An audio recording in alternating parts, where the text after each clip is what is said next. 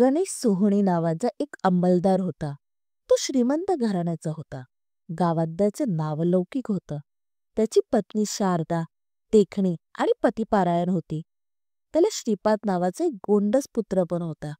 इतकं सर्व अनुकूल प्रारब्ध असतानाही तो एका सुगंधा नावाच्या भामिनीच्या प्रेमात पडला होता. आपल्या संसाराकडे दुर्लक्ष करून तो पूर्णपणे तिच्या प्रेमात गुंतला होता. त्याची आई त्याला समजावत तरीही त्याच्यावर काहीही परिणाम होत नाही. त्याचा वरिष्ठ अधिकारी पण त्याला समजावतो, पण गणेश उलट त्याच्याशीच उमरटपणे वागतो. खुद्द स्वामी साधू रूपात त्याला समज देतात, तरीही तो स्वामी आज्ञा दुमानत नाही. त्याच्या या कृष्ण कुर्त्यामुळे श्रीपाद आणि शारदाला लोकांचं नाही नाही ते ऐकावं लागतं.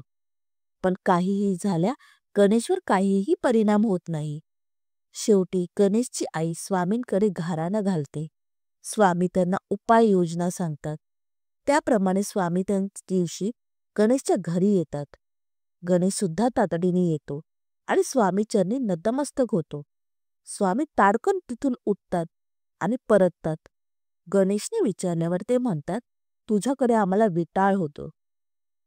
बाळप्पा गणेशच्या स्वामींना इशारा भाविनीचा त्याग कर असे आहे सांगतात.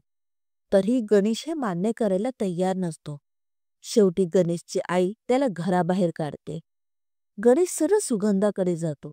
तिथे सरकारी शिपाई येऊन सांगतो की सरकारने त्याच्यावर अफरातफरीचा आळ लावून बडतर्फ केलं आहे. इतकंच नाही, त्याची सर्व मालमत्ता आणि संपत्ती पण जप्त केली आहे. हे सर्व ऐकल्यावर सुगंधाचं खरं रूप समोर येतं. ती गणेशला नाही नाही ते बोलते आणि गरीब झाल्यामुळे त्याची विटंबना करते. शेवटी गणेशला तिच्या वाड्यातून हाकलण्यात येतं. गणेश घरी परततो. तिथे परतून तो घरच्यांची क्षमा मागतो. तिथे त्याला कळतं की शिपाई जे म्हणाला तसं काहीही झालं नाही आहे. गणेशची आई म्हणते, अरे तुझ्या डोळ्यावर झालेलं झापड काढण्यासाठीच ही स्वामींनी लीला केली आहे. तू त्या भाविनीच्या खोट्या प्रेमामुळे आत्मजन्म विसरला होता. आपलं कर्तव्य विसरला होता.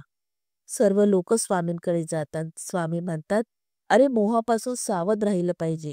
मोह हा मोक्षाच्या वाटचालीत फार मोठी बाधा आहे.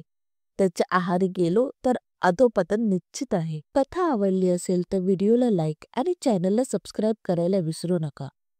आपली प्रतिक्रिया आम्हाला कमेंटमध्ये नोंदवा. आम्ही अशाच नवनवीन कथा आपल्यासाठी घेऊन येत राहू. धन्यवाद. श्री स्वामी समर्थ.